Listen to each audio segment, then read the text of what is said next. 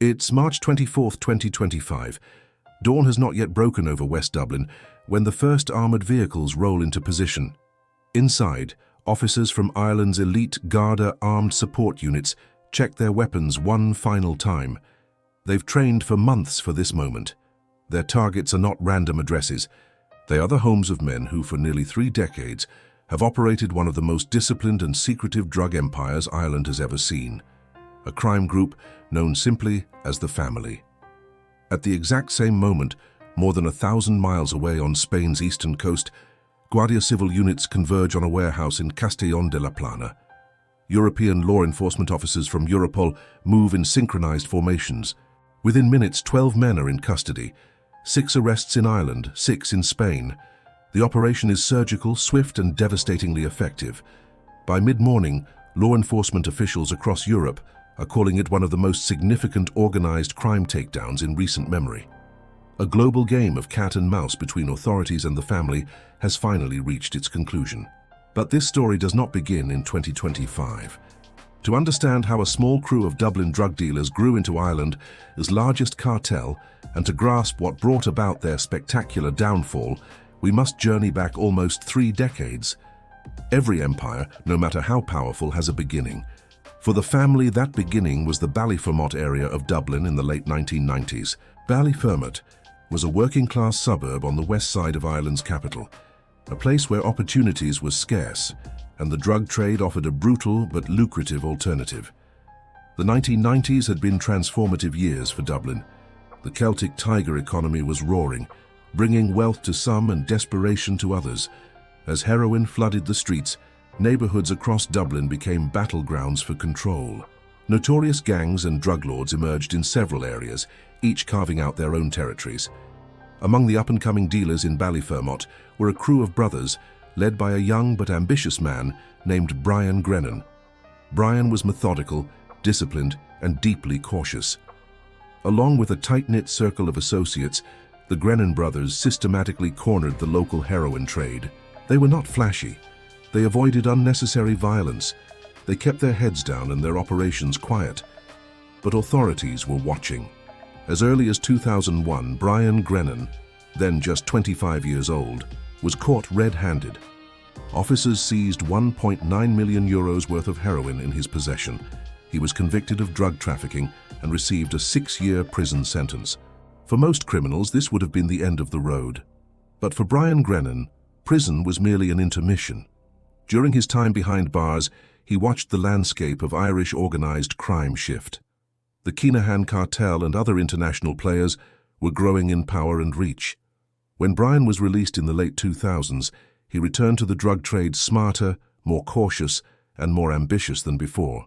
Authorities noted that some of the Family's leaders had worked abroad during this period, traveling to Europe to facilitate multi-million euro drug deals. They were learning the ropes of high-level trafficking, building contacts, and gaining experience that would prove invaluable in the years to come. The Grennans were no longer mere street pushers. They were becoming students of international organized crime. One of Brian's closest allies from the beginning was a veteran Dublin criminal named Derek O'Driscoll, known in the underworld as DD. Born in 1973 and raised in nearby Clondalkin, O'Driscoll had a long and storied history in organized crime. He became both a mentor and a partner to the Grennan brothers. From the start, Grennan and O'Driscoll made a formidable team. Their operational model was ruthlessly pragmatic. Low-level addicts and desperate locals were employed as mules and stash housekeepers. Garda investigators later discovered that the gang used a cynical but devastatingly effective strategy. They would target reformed drug users, individuals who had fought to get clean, and get them hooked on heroin again by supplying freebies. Once the addiction had taken hold again, the Family would exploit their renewed dependence, forcing them to work off debts as drug runners and lookouts. It was a strategy that insulated the core leadership from direct contact with the drugs. If a safe house was raided or a courier was caught, it was invariably a minor player who took the fall. The bosses stayed in the clear. This structure, established in the early 2000s, would persist for decades. It made it exceedingly difficult for law enforcement to pin serious charges on the Grennan brothers or O'Driscoll. By 2010, the family's influence in West Dublin's underworld was undeniable. They had been significant players during the boom years of the 2000s, and now they were positioning themselves to dominate Ireland's growing cocaine market. Unlike flashier gangsters who courted media attention and public spectacle, the Grennan crew maintained a relatively low profile. There were no headline-grabbing gangland feuds attributable to them in those years. No high-profile assassinations drawing heat from law enforcement or the press. That doesn't mean they avoided violence. Far from it. Violence was used selectively, strategically, and with discipline. But they preferred to avoid public spectacles that would bring unwanted scrutiny. One seasoned detective later remarked that the group's steady ascent without a bloody feud was virtually unheard of in Irish organized crime.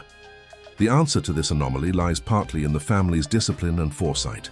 In February 2016, Ireland was shaken by the infamous Regency Hotel attack in North Dublin, an incident that ignited the Kinahan-Hutch feud and led to a spree of gangland murders that would claim 18 lives over the next several years.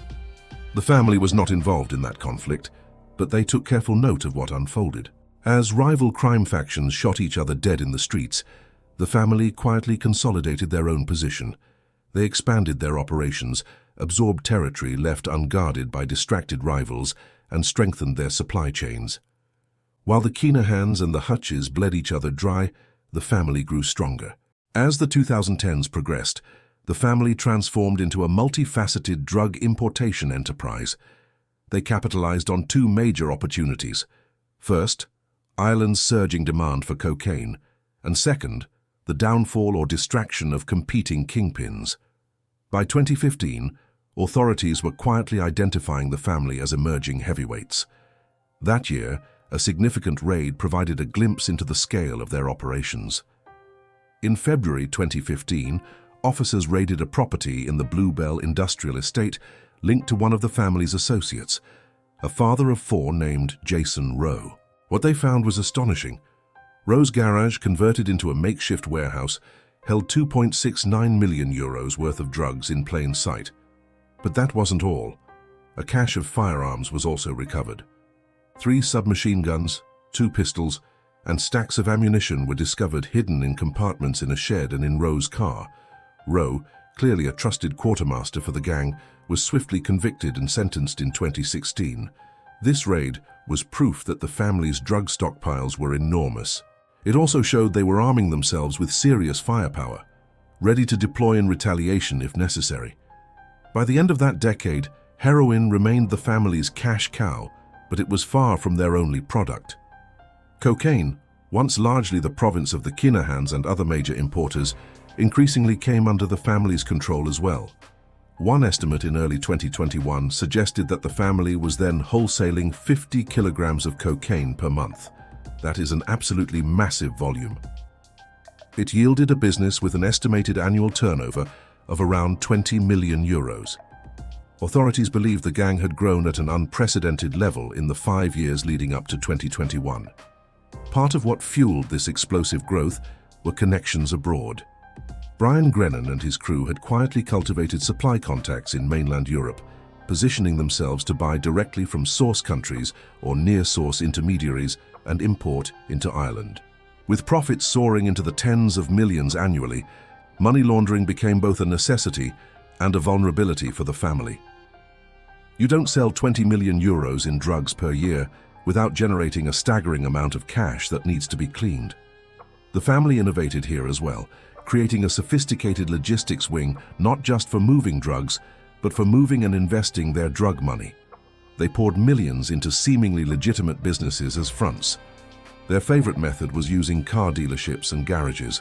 According to investigators, the gang had been using Dublin garages to launder money for years. In June 2017, the Criminal Assets Bureau, Ireland's specialized agency for targeting criminal finances, carried out a major crackdown on this front. 5 car dealerships were raided, and 3 more were searched in a single day, all linked to the family's laundering network. Over €1 million in assets were seized in that sweep, including high-end BMWs, Mercedes vehicles, and luxury watches.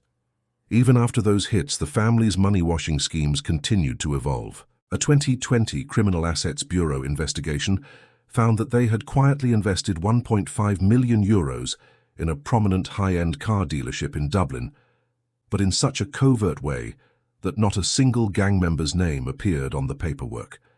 They had hired a seemingly unrelated businessman to front the dealership. The paper trail was deliberately convoluted, designed to withstand scrutiny. Perhaps the most revealing example of the family's immense wealth came in October 2020, when authorities raided a remote rural property suspected to be the family's secret cash vault. Acting on intelligence, the Garda National Drugs and Organised Crime Bureau impounded €4 million in cash hidden at a house near Ballybunion, County Kerry. A simultaneous search of a property in County Lois turned up more bundles, bringing the total cash seizure to approximately €4 million. It was one of the largest cash seizures in Irish history. The so-called Gangland Bank, as newspapers dubbed it, was being managed by a 46-year-old associate named Darren Hoey, who owned the Kerry stash house and was arrested at the scene. Investigators revealed that all the profits from the sale of the family's drug empire in Dublin had been regularly moved out to this remote location to avoid detection. In fact, Hoey had been caught earlier in 2020 driving through Kerry with €700,000 in cash. That initial seizure led officers to the safe house containing another €2.8 million stashed in bags. A ledger found later showed that in just the 3 months from July through September 2020, nearly €18 million had been moved through Hoey's operations for the family. These figures are staggering. They pointed to a drug trading volume that rivaled even the infamous Kinahan cartel at its height. Hoey was later jailed for 7 years for his role, a huge blow to the gang's finances at the time. Yet, despite these significant disruptions, the family's core leadership remained intact and adaptive. By 2021, the family had effectively become Ireland's most significant drug syndicate. They had overtaken the Kinahan cartel's domestic operations in scale and influence. Such a scenario would have seemed far-fetched a decade earlier. The Kinahans were internationally renowned, with deep pockets, violent crews, and connections to cartels in South America. But major events had worked in the family's favor, allowing them to rise without sparking an all-out gangland war. It was around this time that both media and law enforcement authorities openly acknowledged the family's new status. Having effectively usurped the Kinahans on home turf, the family now controlled distribution to countless lesser gangs across Ireland, including alliances with or at least selling to outfits in North Dublin and other regions. With the Kinahans increasingly out of the picture domestically, the family forged its own direct pipeline to South America and continental Europe. At the heart of this pipeline was a robust operational presence in Spain, long a gateway for narcotics entering Europe. Spanish law enforcement revealed that the family had established operational bases in at least 3 regions of Spain: Valencia, Murcia, and Malaga. Their primary hub was a warehouse in Castellón de la Plana in the Valencia province, a distribution center for drugs destined for Ireland. From this hub, cocaine and other drugs, often sourced from Latin American cartels, would be dispatched using cover loads and ingenious concealment methods. The gang's Spanish arm was staffed by a mix of Irish expatriates and local criminals. The family's smuggling methodology was described by law enforcement as sophisticated in communication, yet remarkably simple in execution. On encrypted phones, they coordinated routes, drivers, and drop points. But the actual tactic for moving the drugs was straightforward and time-tested. Hide the contraband in vehicles, especially in cleverly modified trucks, and drive it across borders. Spanish police found that the family's operatives were installing custom-built secret compartments in cars and trucks. Some of these compartments were accessible only by hydraulic or electronic mechanisms. These hidden sections were virtually undetectable to the average customs agent. To further evade detection, the gang often used cloned license plates on their transport vehicles, duplicating the registration of legitimate trucks to avoid raising flags during the long journey from Spain to Ireland. The family had built a transnational empire, but their reliance on technology, specifically encrypted communication platforms, would ultimately prove to be their Achilles heel. In September 2024, Cybercrime experts in France quietly infiltrated an encrypted phone system known to criminals as Ghost.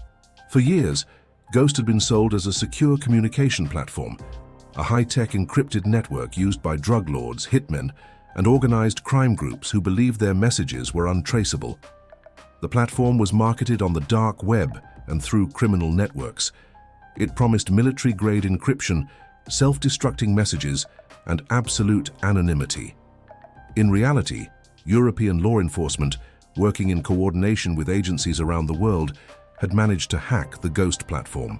They had been monitoring it live for 8 months, reading criminals' secret chats in real time.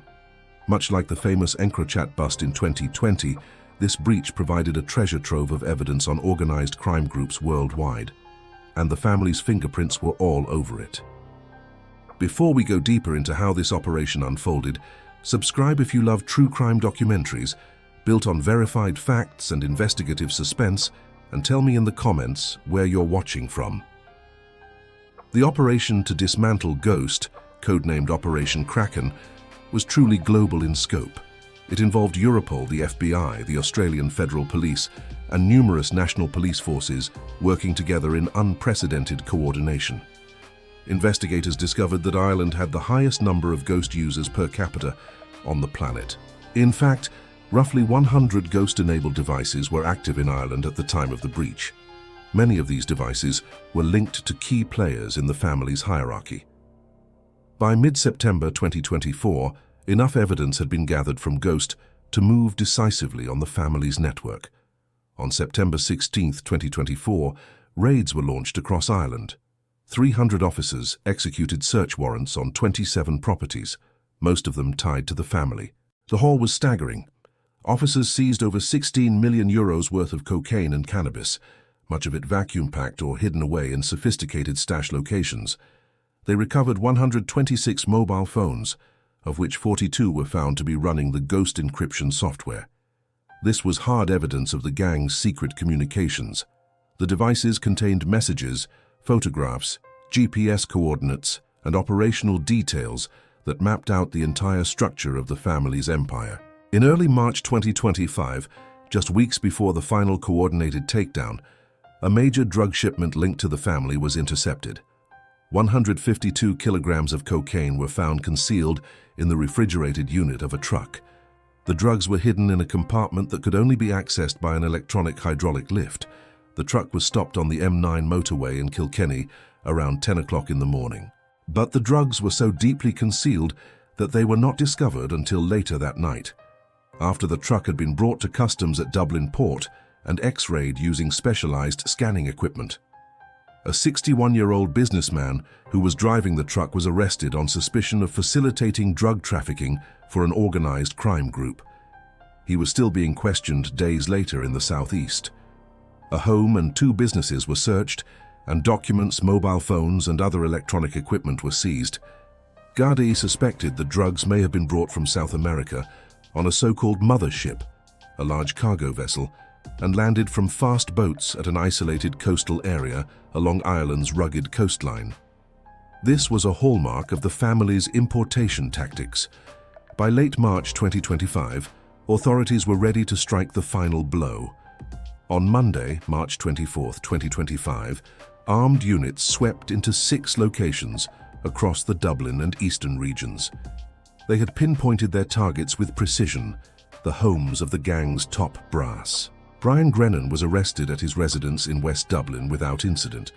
Reports say he was taken by complete surprise. His brother Philip was also arrested.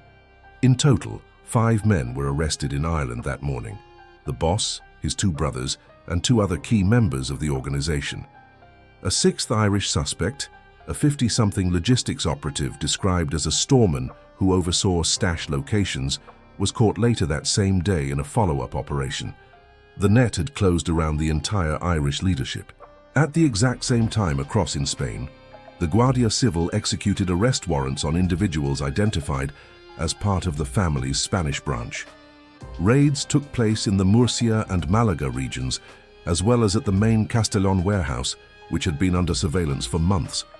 6 men were arrested in Spain, all considered integral to the gang's supply chain. The Spanish raids also secured large amounts of evidence and assets. At least €35,000 in cash was seized. Police also confiscated 12 high-end vehicles and 4 transport trucks belonging to the gang, many of which contained hidden compartments loaded with drugs or were modified for smuggling. In total, roughly €30 million worth of drugs in Spain were seized during the operation. The 12 suspects now in custody are facing a slate of serious charges. In Ireland, after nearly a week of detention and questioning, the recommended charges range from drug trafficking and conspiracy to import drugs to money laundering and participation in a criminal organization. There are even potential charges related to murder conspiracy if the evidence allows.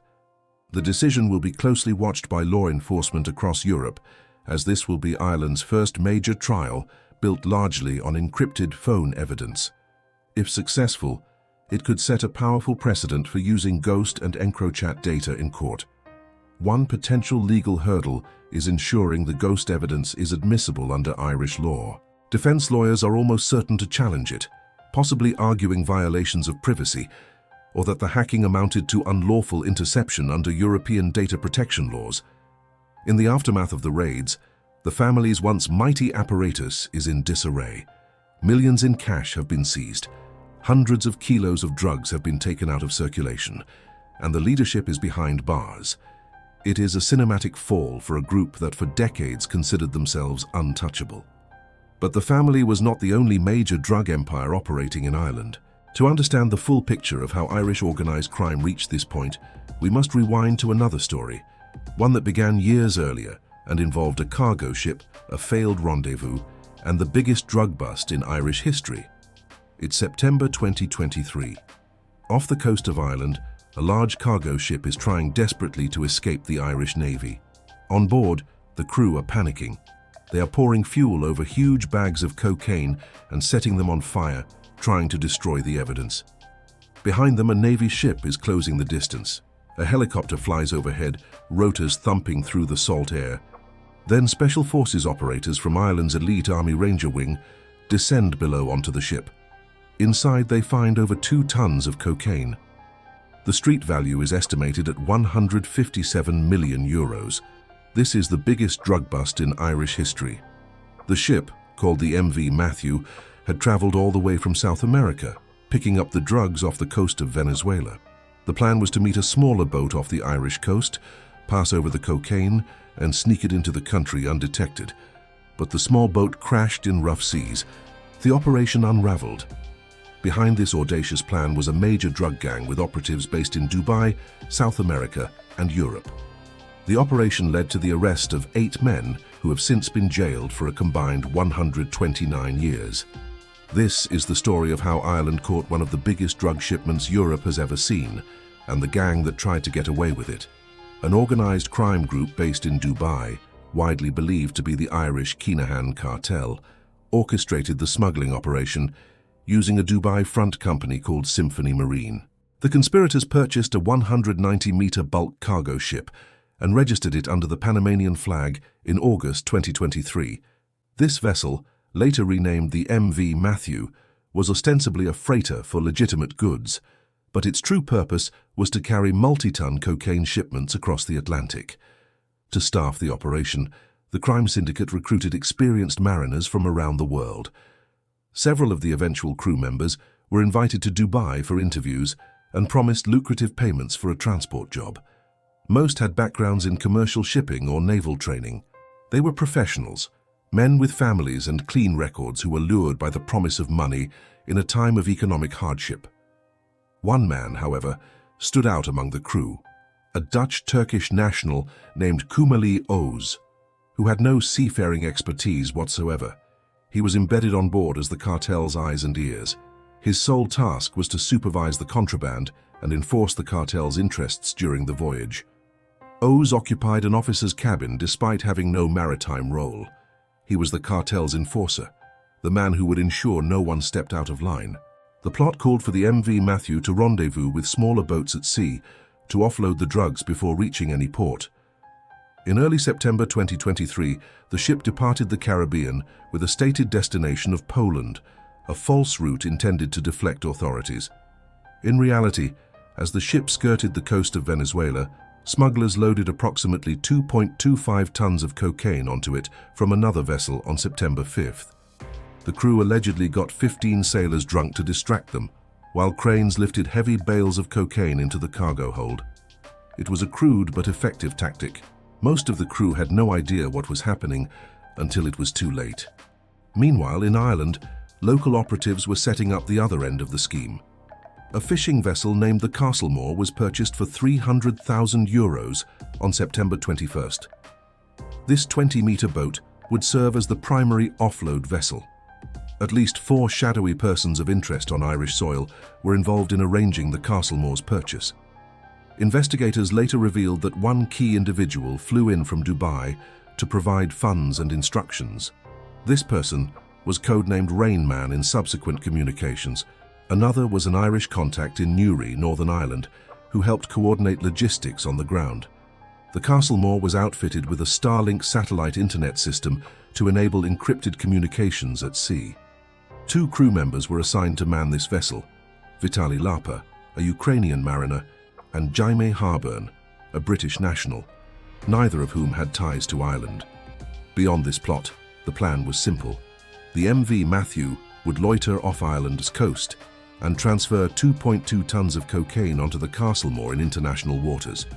After that, the Castlemore could quickly dash to a secluded Irish port or cove to unload the drugs.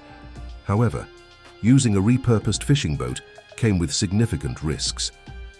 The Castlemore was not built for high seas cargo transfers, especially not in poor weather.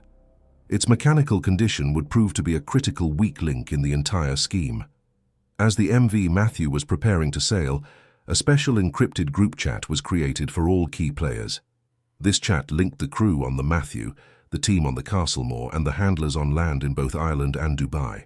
Messages ranged from practical navigation updates to coded instructions and status reports on weather and engine performance. The encrypted chats also revealed the hierarchy of command. The crew on the ships took orders from the land-based bosses in Dubai. During the operation, the men in Dubai gave step-by-step directives: when to attempt transfers, what to say to authorities if intercepted, and later, how to flee. Even though the messages were set to auto-delete, forensic technicians later recovered most of them from the seized phones. These recovered texts became key evidence, allowing prosecutors to reconstruct the smugglers' play-by-play decision-making in remarkable detail. By early September, international law enforcement was already onto them. A multinational intelligence effort involving agencies across the world had identified the Matthew as a suspicious vessel potentially carrying narcotics.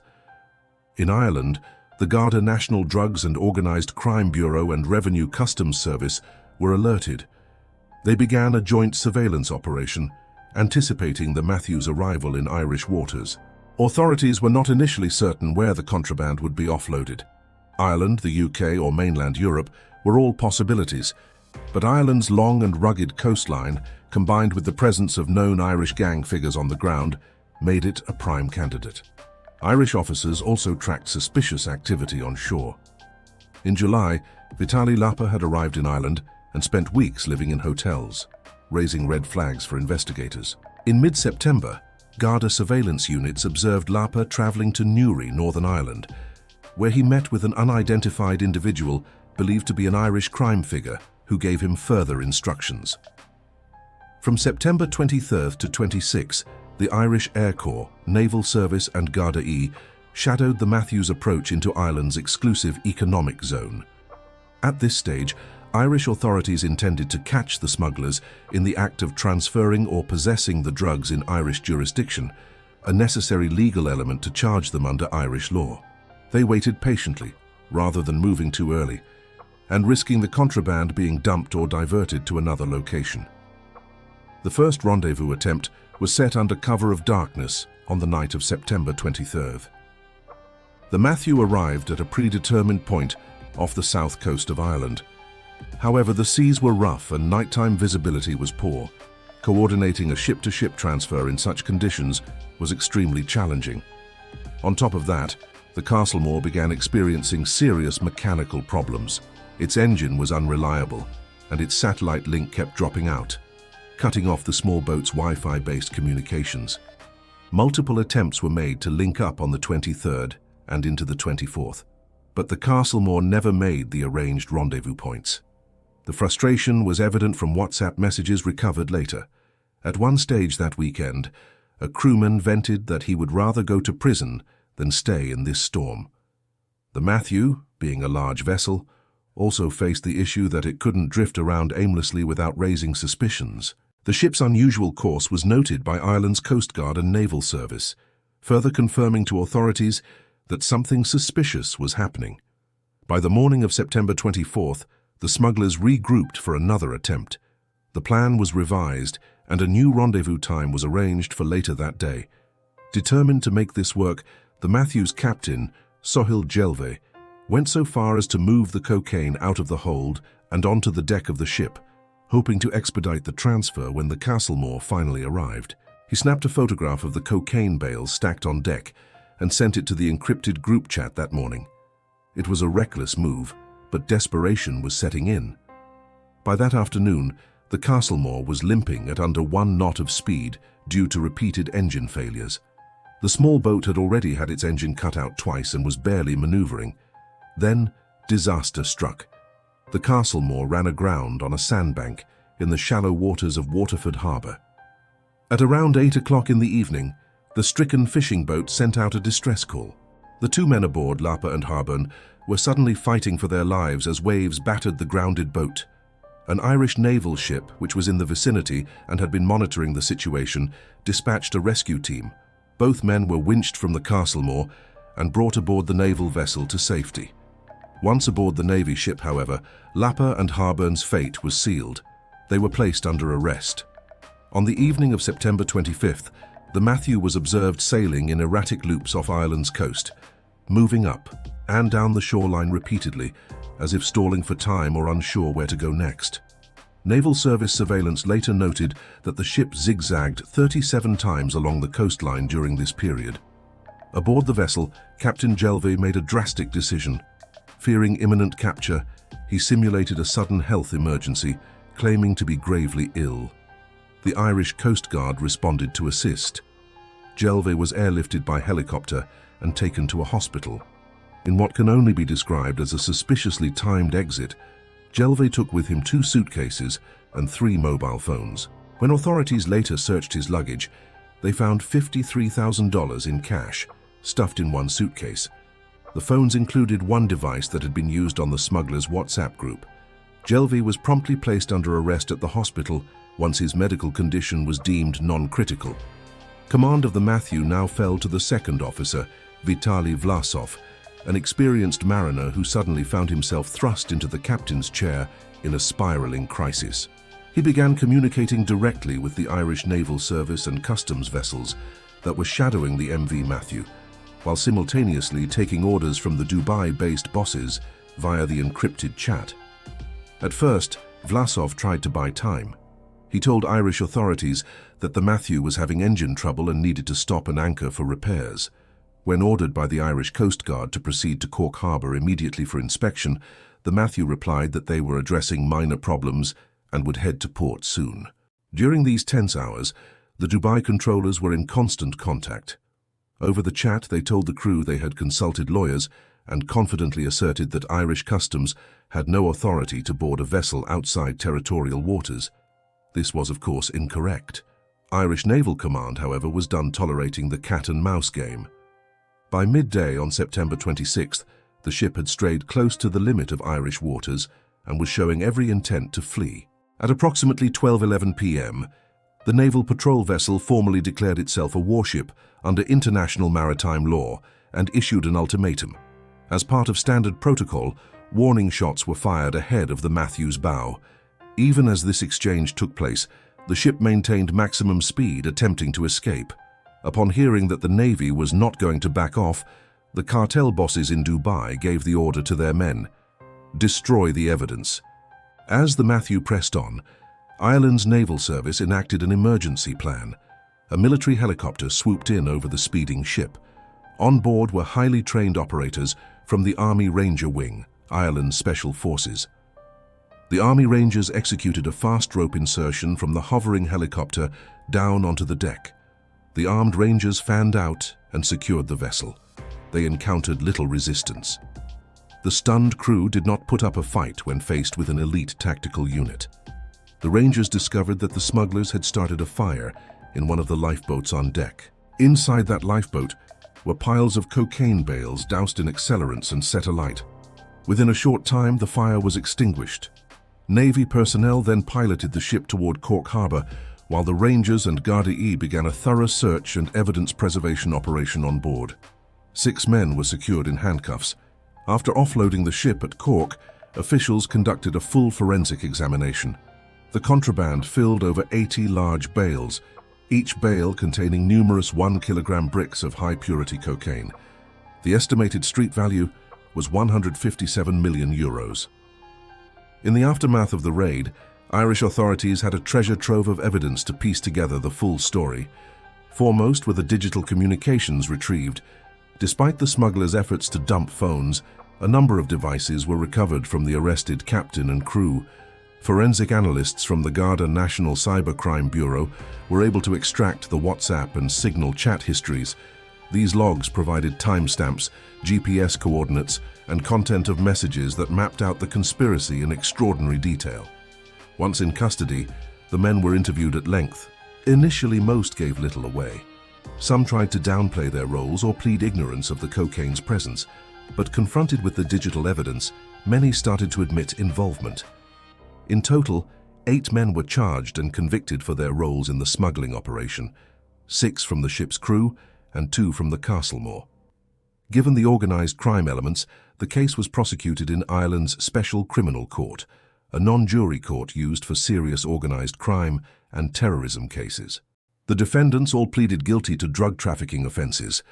In June 2025, after evidence and mitigation hearings, the court meted out stiff prison sentences to each man. Kumali Oz received the heaviest sentence, 20 years. The court considered him the cartel's representative on board. He occupied an officer's cabin despite no maritime role and was described as the cartel's enforcer. Harold Estister, the ship's chief officer, got 18 years. The court heard that no other crew member defied authorities quite like Estister did. He persistently ignored naval orders and attempted to coordinate the ship's escape. Captain Sohail Jelve received 17.5 years. He was a seasoned mariner with a master's degree in navigation and lecturing experience in Iran. Financial desperation seemingly drove him into the plot. He had moved to Dubai and wanted to fund a soccer academy and secure residency for his family. The court did acknowledge personal mitigating factors. His wife in Iran had cancer, and he had an otherwise clean record. Syed Hassani was sentenced to 15 years. He too had no prior convictions and came from a background of legitimate maritime training. His letters in court portrayed him as a family caretaker who yielded to financial pressures. As third officer, he would have been involved in navigation and likely in managing the ship's engine room or deck operations during the smuggling attempt. The 2 other Ukrainian crewmen, Vitaly Vlasov and Mykola Gavich, received 16.5 years and 14 years respectively. Both were highly trained seafarers. Mykola had studied at a prestigious maritime academy in Odessa and even worked for a major shipping line as a cadet. Character references described Gavich as an intelligent, conscientious young man who excelled in chess and academics. Vitaly similarly had a solid maritime career and a young family back in Ukraine. Vitaly Lapa, one of the 2 men from the Castlemore, received 14.5 years. A letter from his wife in Ukraine detailed how their home region was war-torn, and that financial necessity drove him to this scheme. Lapa had a son in maritime college to support, and the family was at risk of losing their home. These factors likely earned him some sympathy from the court. Finally, Jaime Harburn received the lightest sentence at 13.5 years. Harburn was the sole UK citizen involved.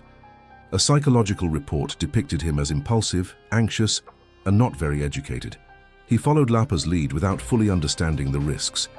His harrowing, near-death experience when the Castlemore wrecked left him with post-traumatic stress disorder. The bust of the MV Matthew was a huge blow to the organised crime group behind it. widely believed to be connected to the Kinahan cartel. Though none of the alleged cartel bosses have yet been publicly charged in relation to this specific seizure, the operation demonstrated the reach and ambition of Ireland's most notorious crime syndicate. But by September 2024, the Kinahan cartel was already in serious trouble. It's September 2024, and the Kinahan cartel is operating out of multiple locations across Ireland and Europe. Inside houses, warehouses, and high-end properties, encrypted phones buzz with orders.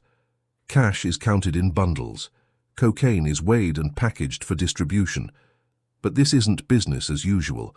What the Kinahans don't know is that police are watching, and they're about to strike. For months, Operation Kraken has been in motion. Irish authorities, working with Europol, the FBI, and the Australian Federal Police, have cracked the Ghost encrypted communication platform, a lifeline the cartel thought was unbreakable. Ghost was the Kinahan cartel's backbone, used to coordinate drug shipments, manage money laundering operations, and enforce their power across international borders. But now, every message, every photo, and every transaction is in the hands of law enforcement. In the early hours of a crisp October morning, over 300 officers descend on 27 locations in a coordinated series of raids. Armed units burst through doors. Cybercrime experts confiscate devices. Criminal asset specialists seize cash and luxury goods. By the end of the operation, the scale of the seizures is staggering. Inside one property, authorities uncovered 15 million euros worth of cocaine, neatly packaged and ready for distribution. 11 arrests are made during the raids, but the true damage lies in the data seized. Authorities confiscate 42 Ghost encrypted devices, over 100 mobile phones, laptops, and SIM cards. This treasure trove of evidence doesn't just map the cartel's operations, it confirms what many suspected. The Kinahan cartel's grip on Ireland is slipping, and its network is in chaos. Detective Chief Superintendent Seamus Boland calls it a game-changer. He then continues to say that the Kinahan crime gang is no longer the primary organized crime gang in Ireland. In the days that follow, as Gardaí sift through the seized evidence, one thing becomes clear. The Kinahan empire has collapsed. The Kinahan cartel didn't begin as a billion-euro empire. It started in the grimy streets of Dublin, where petty crime was a way of life for Christy Kinahan. Known as the Dapper Don for his sharp dress sense, Christy's early convictions were for burglary, car theft, and forgery. Crimes far removed from the global drug empire he would eventually build. But even then, there was a hint of his future ambitions.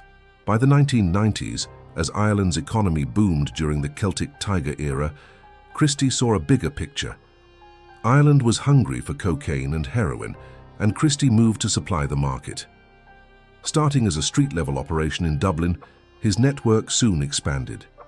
As he sold drugs, he established supply chains and eventually opened relationships with international cartels. What set Christy apart was his vision. Unlike other criminals content to dominate their local scene, he understood that true power required thinking globally. By the early 2000s, the Kinahans had expanded their operations to the UK and Spain, where they built drug trafficking routes that connected South American suppliers with European buyers. Christy became a logistics mastermind, coordinating shipments and laundering money through legitimate businesses. As the Kinahans grew, they adapted. Christy's son, Daniel Kinahan, stepped in to handle the day-to-day operations. He developed relationships with other criminal organizations across Europe, strengthening the cartel's position in the drug trade. By the mid-2000s, the cartel was one of Europe's most powerful criminal organizations. They weren't just moving drugs, they were moving money, laundering millions through Dubai-based businesses that appeared legitimate. Reports suggested their wealth had grown to as much as 1 billion euros, fueled by their dominance in cocaine and heroin trafficking. For decades, the Kinahan cartel seemed invincible, but their downfall was a slow, methodical dismantling that unfolded over years. Piece by piece, the empire they built on drugs, violence, and global connections began to unravel, with each blow chipping away at their dominance. The first major crack in the Kinahan empire came in 2010 with Operation Shovel, a Spanish-led effort targeting the cartel's operations in Europe. Christy Kinahan narrowly avoided prosecution, but the operation disrupted their supply routes and forced them to adapt. Spain had been a critical hub for the cartel, and its loss pushed them to establish a new base in Dubai. The city's lenient financial regulations made it the perfect location for the Kinahans to continue their operations while staying out of reach of European authorities. For years, this strategy worked. The Kinahans maintained their dominance, trafficking cocaine and heroin across Europe and using legitimate businesses to launder millions. However, the cartel's escalating feud with the Hutch gang in 2015 began drawing dangerous levels of attention. The Kinahan-Hutch feud was one of the bloodiest and most destructive gangland conflicts in Irish history. It not only claimed 18 lives, but also played a pivotal role in exposing the vulnerabilities of the once dominant Kinahan cartel. The feud began in 2015 with the murder of Gary Hutch, a nephew of Hutch gang leader Jerry the Monk Hutch. Gary had fallen out with the Kinahan cartel, reportedly over suspicions that he was an informant for Spanish police. The Kinahans ordered his execution, and Gary was gunned down in Marbella, Spain in September 2015. This act of betrayal enraged Jerry Hutch, who refused attempts to mediate peace, igniting a cycle of revenge killings. The most infamous event of the feud occurred on February 5, 2016, at the Regency Hotel in Dublin. During a boxing weigh-in attended by Daniel Kinahan, gunmen disguised as Irish police stormed the venue armed with AK-47 rifles. Their target was Daniel Kinahan, but he escaped. Instead, Kinahan associate David Byrne was shot dead, and 2 others were injured. The attack, carried out in front of cameras, drew international media attention and brought unprecedented scrutiny to the Kinahan cartel. The aftermath was swift and brutal.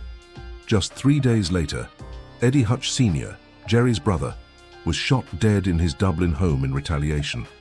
The Kinahans orchestrated a series of revenge killings targeting Hutch family members and associates. The violence continued over the next several years, leaving a trail of blood across Dublin. Innocent victims were caught in the crossfire as well. This brazen violence drew outrage from the public and intensified authorities' efforts to bring both gangs under control. The feud's toll on the Kinahan cartel was immense. The public nature of the violence made it impossible for the cartel to operate in secrecy. Authorities ramped up surveillance and coordinated with international agencies like Europol to track their movements and dismantle their networks. The feud also fractured the cartel's alliances. Previously strong ties with other criminal organizations were strained as the Kinahans became viewed as too high-profile and risky to associate with. Between 2016 and 2018, law enforcement dismantled much of the Kinahan cartel's Irish infrastructure. Central to these efforts was the targeting of Liam Byrne's organized crime group. Liam Byrne was one of the Kinahan cartel's most trusted lieutenants and a high-ranking member of its Irish operations. His organization acted as the cartel's primary operational base in Dublin. Based in Crumlin, the group facilitated the movement of cocaine and heroin across Ireland, while also acting as enforcers during conflicts such as the Kinahan-Hutch feud. Byrne himself was a close associate of Daniel Kinahan, and his brother David Byrne was the man killed in the Regency Hotel attack. The group used businesses like LS Active Car Sales, a supposed car dealership, as fronts to launder drug money. Investigations revealed that these businesses were not legitimate enterprises, but served the gang's families, providing luxury vehicles and laundering proceeds from crime. In the years following the Regency Hotel attack, the Byrne Group became a major target for Ireland's Criminal Assets Bureau. Investigations revealed extensive fraud and money laundering schemes. In 2018, the KAB secured court rulings to seize properties and other assets linked to Liam Byrne and his associates. These included expensive homes, high-end vehicles, and cash holdings. This crackdown forced Byrne to flee Ireland, eventually relocating to Dubai, a known haven for Kinahan operatives. With Byrne's departure and the group's assets seized, the cartel lost a significant part of its Irish infrastructure. This weakened their ability to distribute drugs, launder money, and enforce their dominance. The cartel's reliance on encrypted communication platforms would prove to be another critical vulnerability. In 2020, law enforcement agencies across Europe cracked EncroChat, a secure messaging system used by criminal networks worldwide. The breach was monumental. Messages revealed details of drug shipments, financial transactions, and the identities of key operatives. One of the most significant arrests resulting from the EncroChat breach was Thomas "Bomber" Kavanagh, the cartel's enforcer in the UK. Kavanagh, responsible for overseeing drug shipments and weapons distribution, was convicted in 2022 and sentenced to 21 years in prison for his role in smuggling millions of euros worth of drugs. The arrests didn't stop there. Liam Byrne was apprehended while on holiday in Spain. Byrne eventually pleaded guilty to firearms charges and faced a lengthy prison sentence. His capture, coupled with Kavanagh's imprisonment, left the cartel's leadership structure in chaos. The Kinahan cartel was now facing pressure on multiple fronts.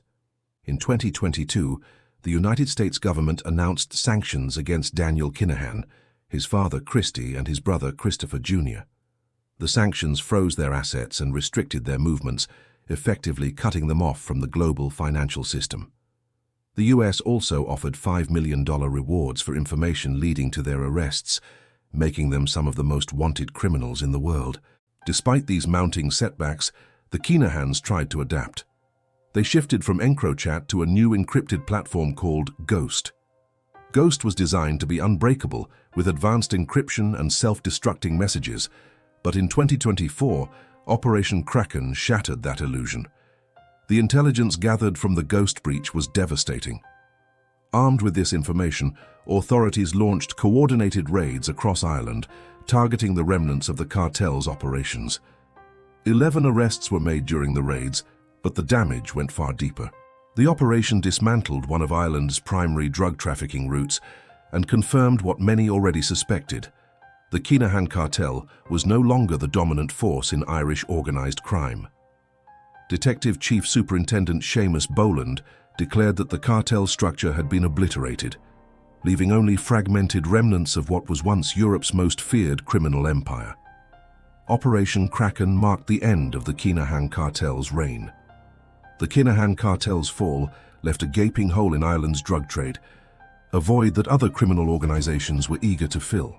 In the world of organised crime, power vacuums don't last long, and one name quickly emerged from the shadows: the Family. For years, the Family, a Ballyfermot-based crime group, had been growing in strength. They had been operating under the radar while the Kinahans dominated headlines.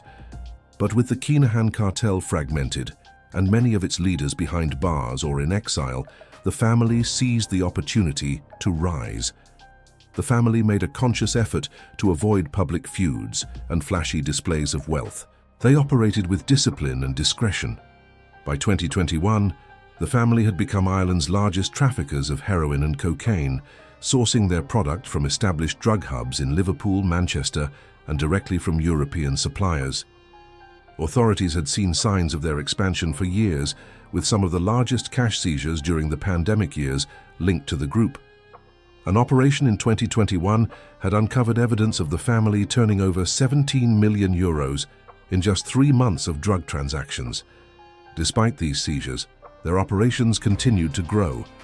The group was also linked to multiple attempts on the life of Gary Carey, a convicted drug dealer and rival figure, including a shooting in 2022 that left Carey fighting for his life in a hotel car park. The Family, however, was not immune to the vulnerabilities exposed by Operation Kraken. Their use of the Ghost encrypted platform placed them squarely in the crosshairs of law enforcement. The 2024 raids didn't just target the Kinahans. Among the 16 million euros worth of drugs seized was a 7 million euro cocaine shipment linked directly to the Family's operations. 5 individuals, including a key member of the group, were arrested in connection with the seizure.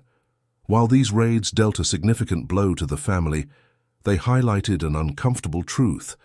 The Kinahan cartel's downfall hadn't ended Ireland's drug trade. Instead, it had fragmented the market, with multiple smaller gangs stepping in to claim pieces of the empire.